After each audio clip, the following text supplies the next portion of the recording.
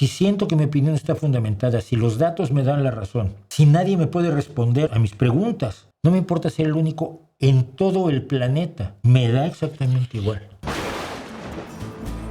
Eres el único divulgador de la ciencia que no respeta la filosofía.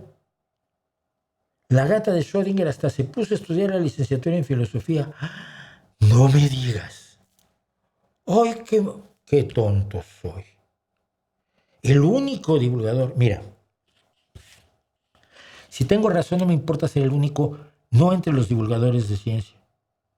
No me importa ser el único en todo el planeta. Si siento que mi opinión está fundamentada, si los datos me dan la razón,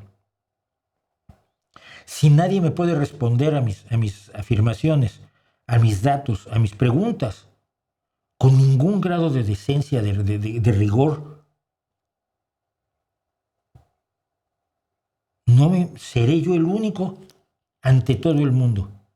Me da exactamente igual.